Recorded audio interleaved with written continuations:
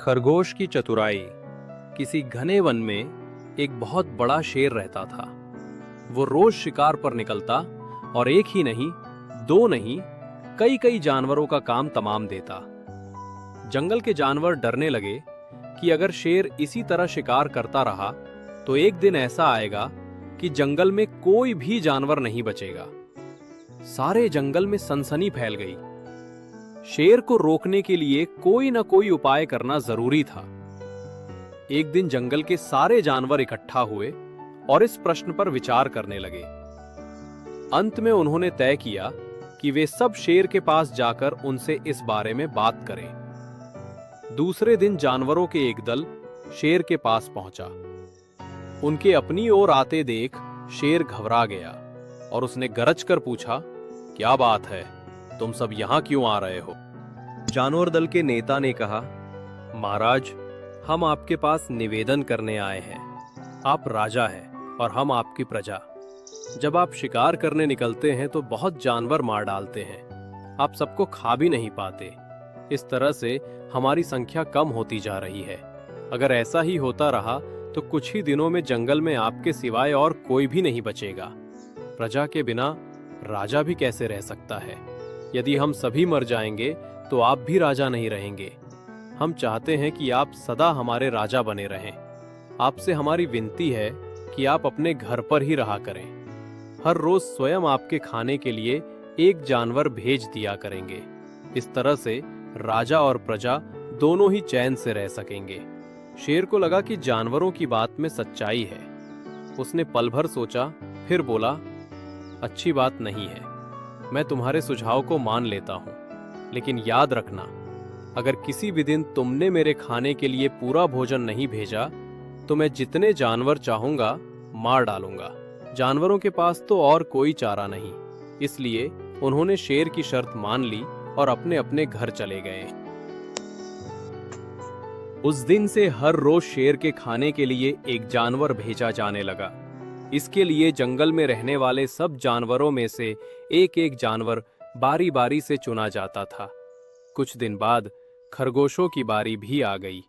शेर के भोजन के लिए एक नन्हे से खरगोश को चुना गया। वो खरगोश जितना छोटा था उतना ही चतुर भी था। उसने सोचा, बेकार में शेर के हाथों मरना मूर्खता है। अपनी जान बचाने का कोई ना कोई उपाय अवश्य करना चाहिए और हो सके तो कोई ऐसी तरकीब ढूंढनी चाहिए जिसे सभी को इस मुसीबत से सदा के लिए छुटकारा मिल जाए। आखिर उसने एक तरकीब सोच ही निकाली। खरगोश धीरे धीरे आराम से शेर के घर की ओर चल पड़ा। जब वो शेर के पास पहुंचा तो बहुत देर हो चुकी थी। भूख के मारे शेर का बुरा हाल हो रहा था। जब उसने सिर्फ एक छोटे से खरगोश को अपनी ओर आते देखा तो गुस्से से बौखला उठा और गरज कर बोला, किसने तुम्हें भेजा है?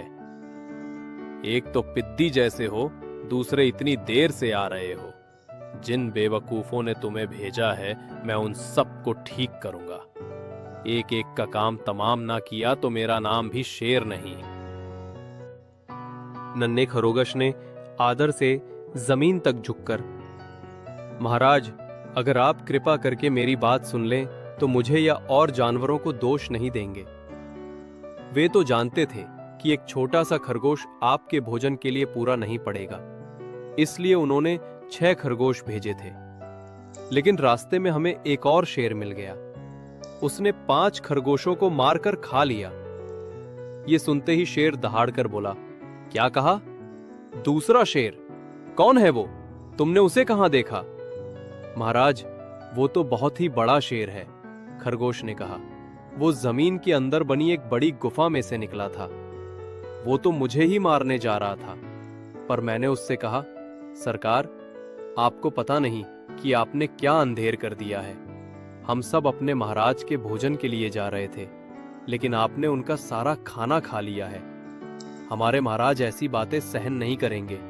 वे जरूर ही यहां आकर आपको मार डालेंगे।